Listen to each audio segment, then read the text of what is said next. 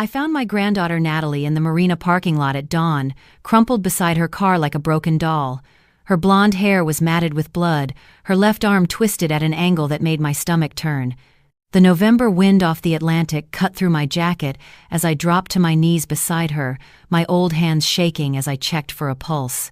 "Natalie, baby, it's Grandma. Stay with me." Her eyes fluttered open, unfocused and glassy. Her lips moved, barely a whisper. I had to lean in close to hear her over the sound of waves crashing against the dock. "Grandma."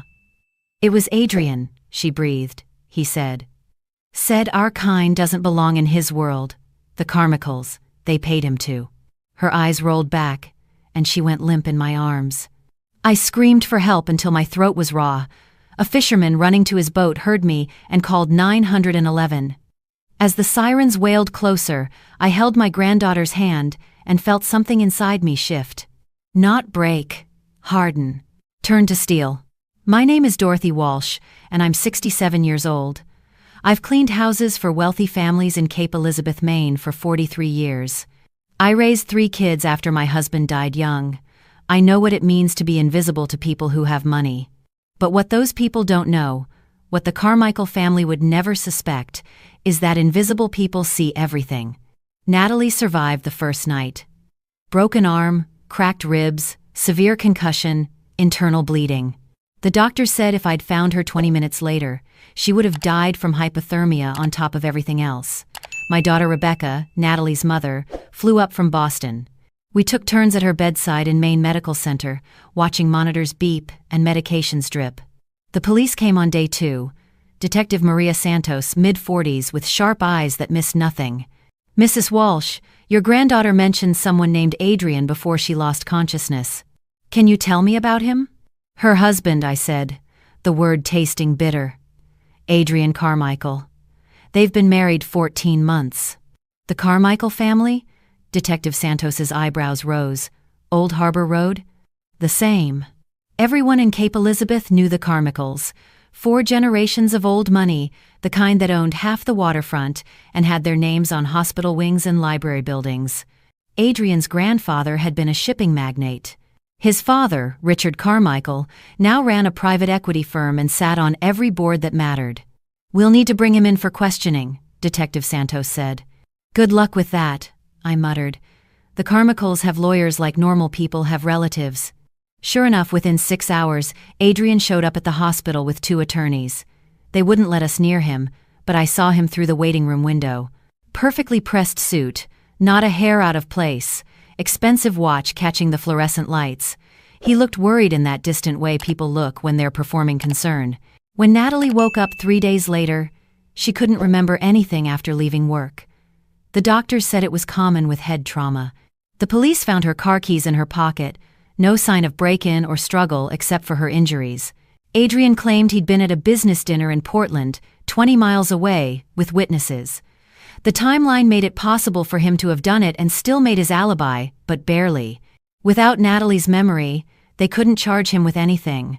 But I remembered what she'd said to me in that parking lot. The Carmichaels paid him. Rebecca wanted to take Natalie back to Boston, away from Adrian and his family. But Natalie, once she could talk, insisted she wanted to go home. To the house she shared with Adrian. "He's my husband, Mom. Grandma. I know you think, but I don't remember what I said. I was delirious. Adrian loves me." My heart broke watching her. 29 years old, smart, kind, working as a marine biologist at the Gulf of Maine Research Institute. She'd met Adrian at a fundraiser 2 years ago. He'd seemed different from his family, she said, more grounded, interested in her work, not just the Carmichael name. I'd been skeptical from the start. You don't clean houses for rich families for 4 decades without learning that money changes people. But Natalie was in love, and what could I say? I was just her grandmother, the one who still cleaned the Thornbury estate 3 days a week. On the day Natalie was discharged, I went to see my older sister, Helen. She's 71, lives in the same house we grew up in on Ocean Street. Our mother died 10 years ago, but before she passed, she told us stories. Stories about the families we worked for, things she'd seen and heard and quietly recorded in her journals because our mother understood that people who are invisible can be powerful if they're patient. Helen opened the door in her gardening apron, soil on her hands. I heard about Natalie. How is she? Alive. But Helen, I need to ask you something. Do you remember what Mama told us about the Carmichael family? About Richard's father, Theodore? Helen's face went still. The journals. Where are they? Attic. But you know what Mama said. Those secrets die with us unless there's no other choice. There's no other choice now. We climbed the narrow stairs to Helen's attic, dusty and hot even in November. Helen pulled out an old steamer trunk, the kind our mother had brought over from Ireland as a girl. Inside, wrapped in cloth, were 15 journals spanning 40 years. Our mother had cleaned for the Carmichael family starting in 1962. She'd been there through Theodore's rise and fall, through scandals hushed up with money, through the suspicious death of a business partner that was ruled accidental. She'd recorded it all in neat handwriting, with dates and details and, in some cases, receipts and documents she'd quietly photocopied from Theodore's office trash. Mama always said the Carmichaels thought they were untouchable, Helen said softly. And they were, because no one who knew the truth had the power to use it. Until now, I said. I spent the next week reading those journals at Helen's kitchen table, while Natalie recovered at home, and Adrian played the concerned husband. Rebecca stayed in Boston, trusting Adrian because she wanted to believe her daughter was safe. But I knew better. The journals revealed a pattern. Theodore Carmichael had built his fortune not just on shipping, but on forcing out competitors through intimidation, blackmail, and in at least 2 cases, violence. There was a business partner named James Whitmore who died in a boating accident in 1971 after threatening to expose Theodore's accounting fraud. There was a woman named Catherine who'd worked as Theodore's secretary and disappeared after becoming pregnant with what she claimed was his child. And there were records. Bank statements my mother had photocopied showing payments to men with criminal records. Letters Theodore had carelessly thrown away, thinking no one would ever piece them together. Photographs my mother had taken secretly of meetings between Theodore and known organized crime figures. But here's what made my blood run cold. Richard Carmichael, Theodore's son, had been 23 when his father died in 1989. The journals showed he'd been present for several of the meetings, had learned at his father's knee how to wield money and power like weapons. And Adrian? According to Natalie's stories over the past 2 years, Richard had groomed his only son to take over the family business. Adrian, who seemed so charming and modern, who claimed to love my granddaughter. I remembered something Natalie had said 6 months ago before the wedding. We'd been having coffee at her apartment, just the 2 of us. Grandma, Adrian's father wants us to sign a prenup. A really detailed one. He says it's standard for their family, but it feels... She'd trailed off. Feels like what, honey? Like they don't think I'm good enough. Like they're protecting their money from me. I'd told her prenups were normal for wealthy families. But I'd seen the look in her eyes. She'd felt what I knew. The Carmichaels saw her as temporary. Now, reading my mother's journals, I understood. The Carmichaels didn't just protect their money, they eliminated threats to it. On Tuesday, Natalie called me crying. Grandma, can you come over? Adrian's at work and I need to talk to someone. I drove to their house on Shore Road, a modern glass and steel thing that overlooked the water. Adrian's taste, not Natalie's. She'd wanted something cozy, she'd told me. He'd insisted on making a statement. Natalie was sitting at the kitchen island, her broken arm in a cast, bruises fading from yellow to green on her face. She looked small and lost. I'm remembering things, she said. Fragments. The doctor said it might happen as my brain heals. What do you remember? We had a fight that night. Before I left work, Adrian called me and said his father wanted to discuss something important. He told me to meet him at the Marina, said it was private. And, when I got there, Adrian was waiting. And so was his father, Richard said. Her voice broke. He said they'd made a mistake letting Adrian marry me. That they'd done some research and found out about your work history, Mom's struggles, our whole family background. He said we were low-quality stock, and that they'd decided to correct the error. My hands clenched into fists. Adrian just stood there while his father said these things. Then Richard said they'd pay me to leave quietly. $200,000 to disappear. Sign papers saying the marriage was a mistake. Never contact their family again. What did you say? I told them to go to hell. I said Adrian married me, not his father, and if he wanted a divorce he could ask for one like an adult. I started walking to my car, and that's when. She touched the back of her head gingerly. I remember something hitting me. I fell, and I heard Richard say to Adrian, "Finish it. Make it look like an accident." "Natalie." I took her good hand. "Did you tell Detective Santos?" "I tried calling her. She said without evidence it's my word against theirs. Adrian's lawyer is already claiming I'm making false accusations because of the head injury, and Richard, Grandma, he has so many connections. The police chief plays golf with him. The district attorney's office has received donations from his firm." It was exactly what my mother's journals described.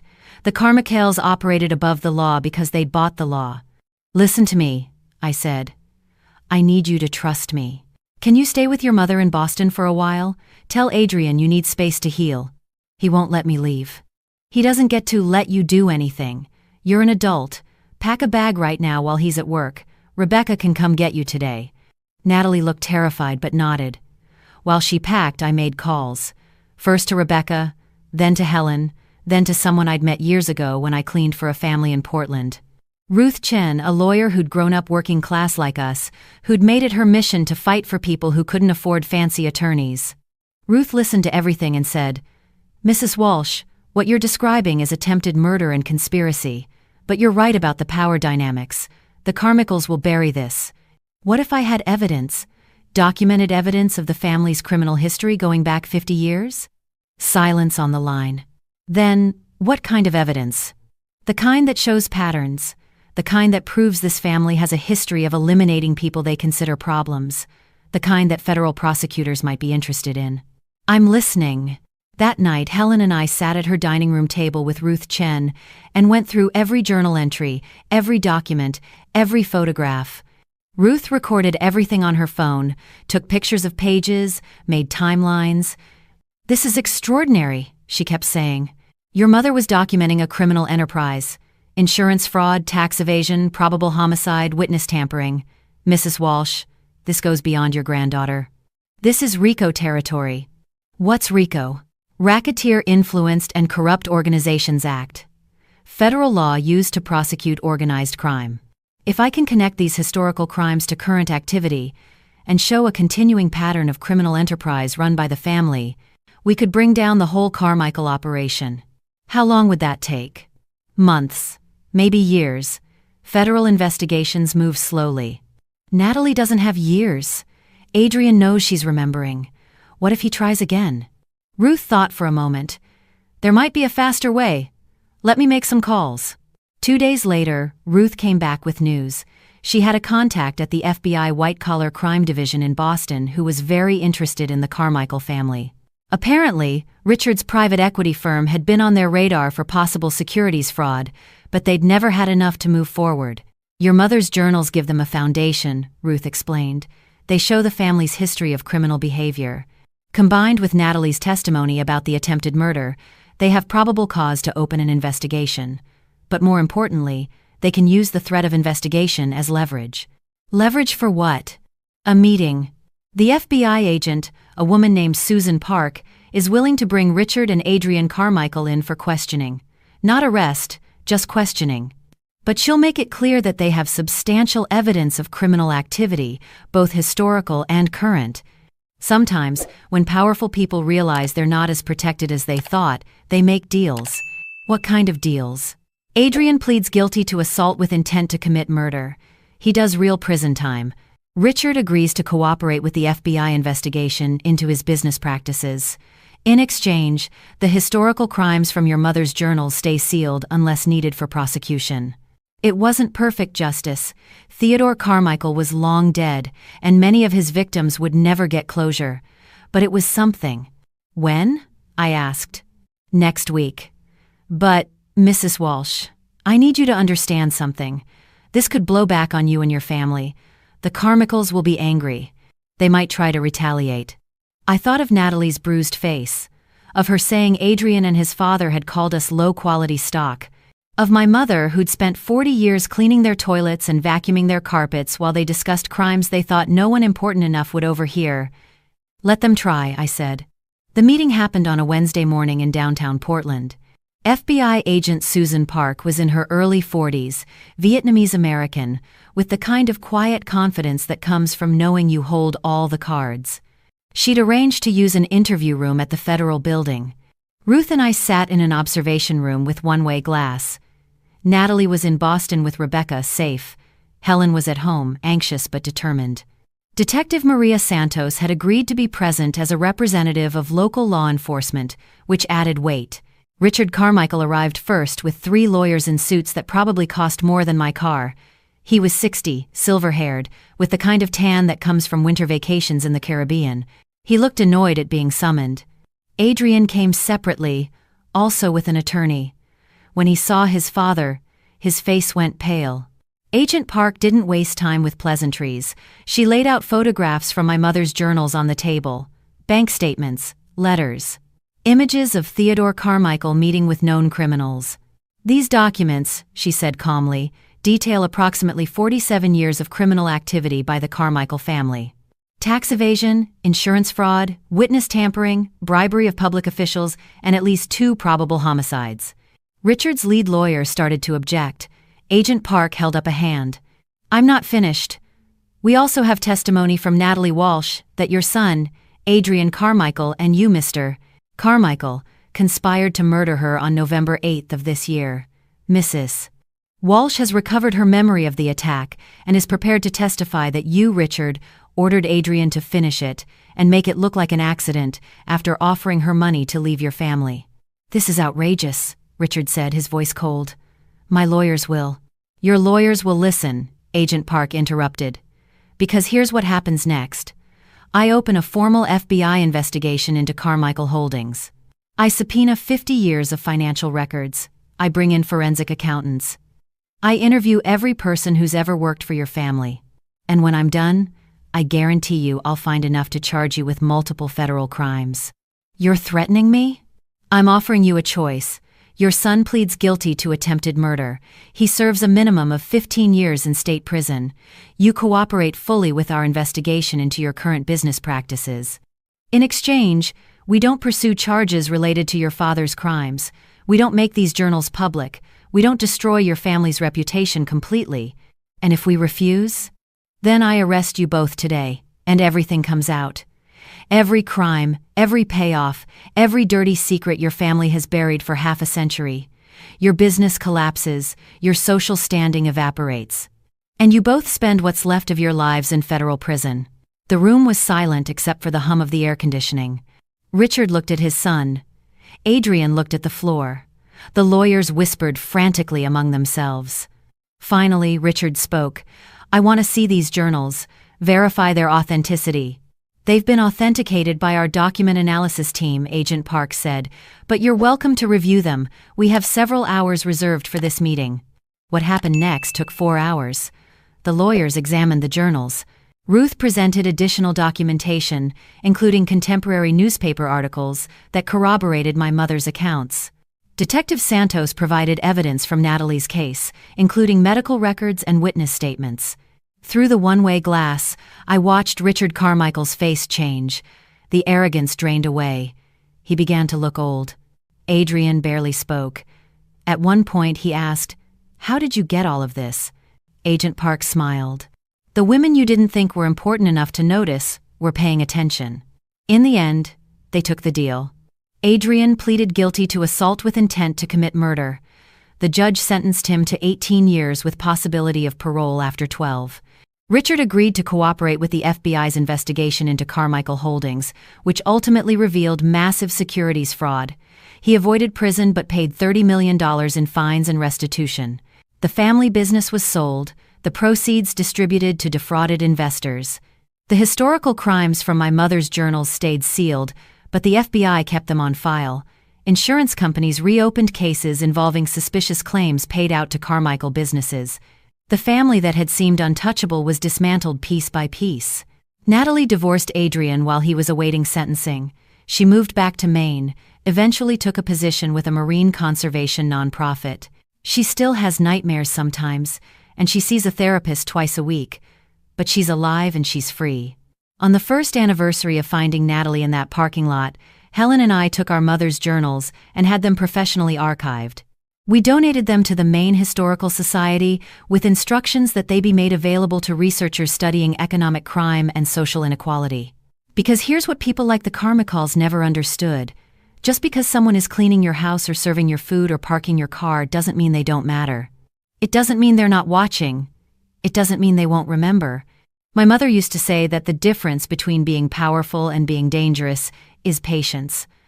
Powerful people think they can do whatever they want right now. Dangerous people wait for the right moment.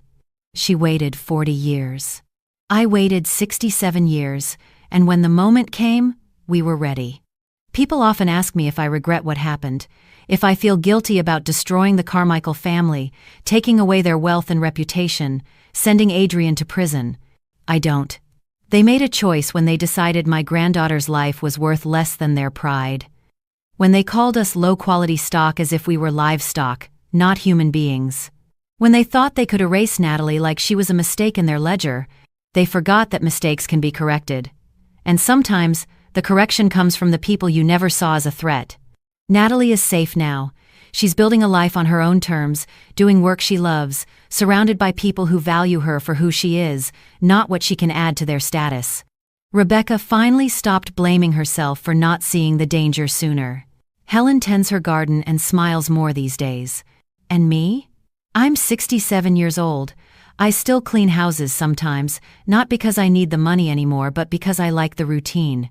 I like walking into beautiful homes and knowing that I see everything, remember everything, and matter more than anyone suspects. The invisible women are always the most dangerous. We've learned to be patient. We've learned to document. We've learned to wait for the moment when justice and evidence align.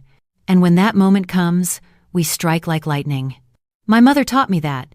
She taught me that dignity isn't about what you own or where you live or how much money you have. It's about knowing your worth and refusing to let anyone tell you you're less than you are. She taught me that the system protects the powerful, but the powerful aren't as protected as they think. Because the system is run by human beings, and human beings make mistakes. They throw away documents. They speak freely in front of people they consider invisible. They underestimate the memory and determination of those they've wronged. She taught me that justice is slow but certain if you're willing to do the work. And she taught me something else, something I told Natalie when she asked me how I stayed so calm during the whole ordeal with the FBI and the lawyers and the trial. The real difference between people isn't in the size of their bank account or the weight of their name. It's in the strength of their character, and character is built in moments when you have to choose between what's easy and what's right. The Carmichaels chose easy their whole lives. They chose money over morality, power over principle, pride over people. We chose right. And in the end, that's why we won. So when Natalie sits across from me now, recovered and rebuilding, and she asks me how I knew what to do, I tell her what my mother told me. Baby, powerful people think they're invincible because no one has ever made them pay for their crimes. But invisible people see everything. And if you're patient enough, if you document carefully enough, if you wait for the exact right moment, you can bring down empires. Just with patience, she asks. Patience, I say, and the truth. The truth is the most powerful weapon in the world. It just takes time to load. Helen and I visit my mother's grave every Sunday. We bring flowers, and we tell her about Natalie's progress, about the Historical Society researchers who've used her journals to write papers about economic inequality and crime in 20th century New England, about the cases that have been reopened because of her documentation. We tell her that her patience paid off, that her invisibility became her power, that she mattered more than she ever knew.